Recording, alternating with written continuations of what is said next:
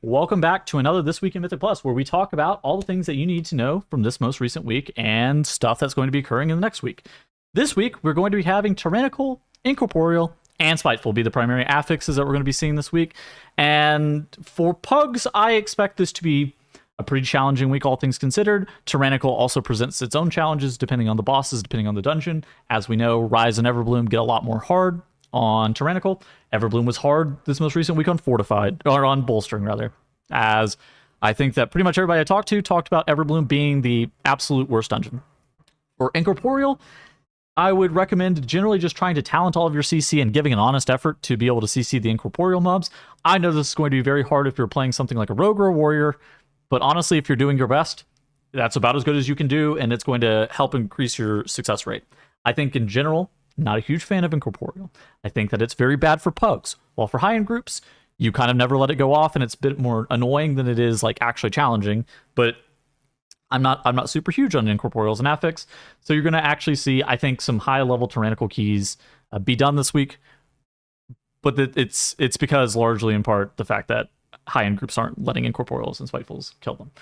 Now, we have seen actually keys go up a decent amount in the past 7 days. A lot of this comes down to the fact that you got the Helm enchant. In addition to that, people are just continuing to get gear. We're going to see this start to plateau over time. We've had the first 30 done. I did a review of the Ataldazar, and we've also had a couple of other dungeons done on 30, whether it be Fall and Blackrock Hold. And so now we're really starting to see some keys get done at like a super high level.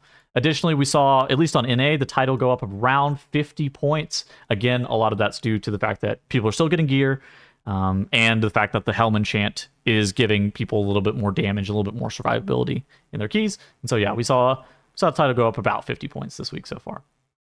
Now, in tech news, we've actually seen a couple of very interesting things that are important on Tyrannical. First is on Ancient Protectors in the Everbloom. And this basically makes Dulu never cast his ability. He doesn't do damage to the tank, and he doesn't drop the puddles on the floor. And we can see right here from Dorky kind of what he's doing. Basically, what you need to know about this tech is you stand directly in the boss's hitbox, and then he's supposed to cast the charge on the tank. However, if you are dead center of his hitbox, he will not cast the charge on your tank. I'm not 100% sure on how technical this is to get set up. I talked to Karasis, who did it the other day, and he said it wasn't overly hard. But at the same point, that's definitely something you can do. Now, the downside of this is it might put your tank in a position where it's a bit awkward for them to kick the boss.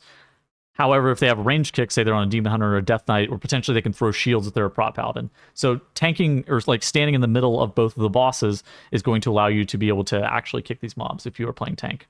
The other big piece of tech is if you watched the China versus Rise video, you saw China bug out Tyr. Now there's a way to bug out Tyr again.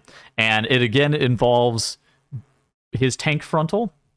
And so previously you would jump around line of sight because the tank frontal didn't have an LOS flag. The boss is only queued up to cast 4 abilities in the phase and drop his energy 4 times. Now there's a way to get around the fix. They basically removed the LOS flag, but now there are 2 ways to get around it. And first one is your tank suiciding off the edge and canceling the tank buster that way. For obvious reasons, that's not super preferred. Now Nerf has found another way, and it involves jumping into this barrier that ports you back to the beginning. And by jumping to this barrier and porting yourself back to the beginning, you'll see he'll cancel the Titanic Blow. It completely cancels, and the boss drops aggro. You see that their Havoc Demon Hunter dies because he was second on aggro and was in melee, but he drops aggro and will cancel his Titanic Blow cast, thus locking him, in this case, at 75 energy, where he's going to only be able to go down to 25 before not going into the intermission. And this is going to basically conclude the exact same way as we saw from the China one, where he doesn't do any other mechanics. And so that's another big piece of tech that we've seen this week. Last thing for class tuning, I think the things that are going to change for people the most, Havoc Demon Hunter getting a slight nerf. Realistically, not that much is changing. I still expect Havoc to be pretty good. Mages, both Fire and Frost, that we're already seeing a significant amount of play, are getting a little bit better as well, and that might solidify the fact that they're going to be the best third DPS option, where Havoc, Aug, and Fire or Frost, at like a high level, is going to be the meta composition. If you were already playing a Windwalker Monk, you're also pretty happy. Most of the other stuff is not too large.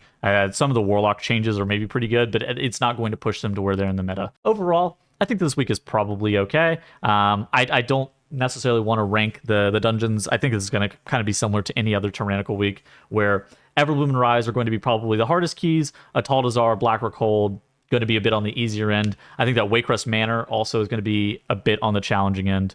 And a lot of that comes down to the fact that Wakerest Manor on Tyrannical is pretty much Soulbound Goliath and Heartsbane Triad gated. Basically just being able to get through those. And a nice commenter on a recent video talked about the Soulthorn HP on the Goliath. I checked this is actually true. And so for Tyrannical, the Thorns have a bit less HP, but it does a little bit more damage per tick, meaning that it's, for average players, going to be harder to heal. Realistically, the Soulthorns aren't reasonably able to be healed anyways. So we'll see how that works out. But overall, that's kind of what we expect to see this week in Mythic Plus. I hope to see you guys in the next video, and I will see you guys later. Goodbye.